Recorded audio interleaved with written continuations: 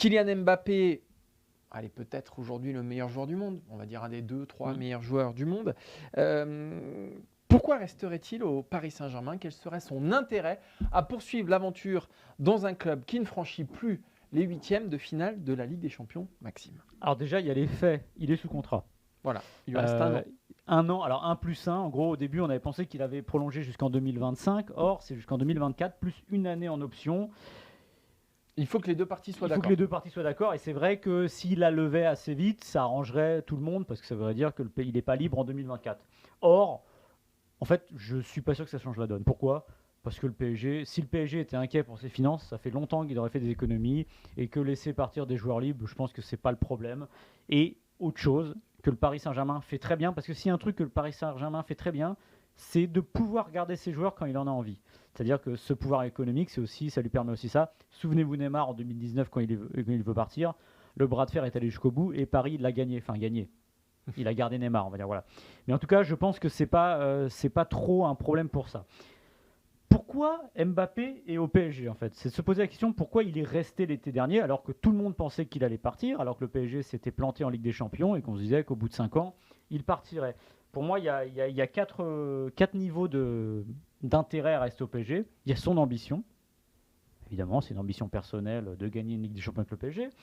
Il y a l'argent, parce que c'est pas une paille ce qu'il gagne au Paris Saint-Germain. Il n'est pas certain qu'il puisse gagner autant ailleurs. Il y a le pouvoir, sur lequel je reviendrai un peu plus tard, parce que je pense que le PSG lui offre un pouvoir que peut-être peu de clubs lui offriraient, même peu de très gros clubs. Ouais. Du moins à cette hauteur-là. Et enfin, il y a les sentiments, et ça, Martin, je crois que c'est un truc qui te tient à cœur, les sentiments. Bah, tu me connais bien, Maxime. Non, mais oui, il y a un côté sentimental qui est fondamental.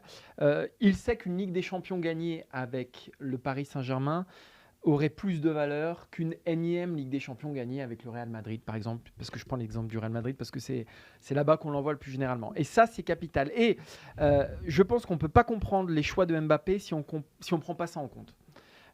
Ça, c'est la base absolue. Et je pense que même c'est c'est peut-être la raison principale, parce qu'au final, oui, l'argent, il ne pourrait peut-être pas gagner autant, et je pense qu'il a envie d'être le joueur le mieux payé au monde.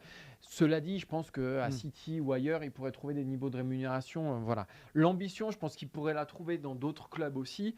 Mais ce côté sentimental, c'est-à-dire offrir la première Ligue des Champions au Paris Saint-Germain, offrir la seconde Ligue des Champions au foot français, qui n'en a plus gagné quand même depuis 30 ans maintenant, sortir un peu le football français de clubs, parce que la sélection, tout va bien, mais de clubs, de l'ornière, de l'ombre, je pense que c'est vraiment quelque chose qui anime Kylian Mbappé. Et je pense que tant qu'il n'aura pas fait ça, il y aura un manque, il y aura quelque chose qui lui manquera dans son aventure au Paris Saint-Germain. Je pense que c'est ce qui le guide aujourd'hui principalement. Moi, je reviens je suis d'accord avec toi, je pense qu'il y a ce côté aussi sentimental qui compte, mais pour moi, c'est le quatrième argument.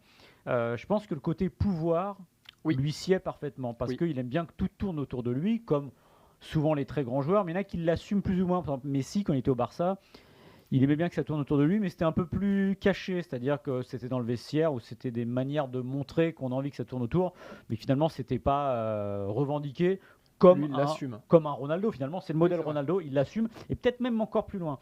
Se poser la question du pourquoi déjà il a plongé, pourquoi il reste, c'est se rappeler, la semaine du PSG, elle est caricaturale à ce niveau-là, c'est-à-dire qu'il y a cette énième élimination en Ligue des Champions, qu'il a prise un peu avec un certain fatalisme, en disant c'est notre maximum, simplement, et cette phrase qu'il a eue après le match contre Nantes, en disant si j'étais seulement là pour la Ligue des Champions, ça fait longtemps que je serais loin. Donc déjà, il se permet de dire ça, ce qui montre déjà le poids qu'il a. Mais cette semaine aussi, elle caricature aussi ce qui est le PSG de Mbappé, c'est-à-dire que cette méga fête pour son 201e but samedi. Ça t'a pas plu, ça?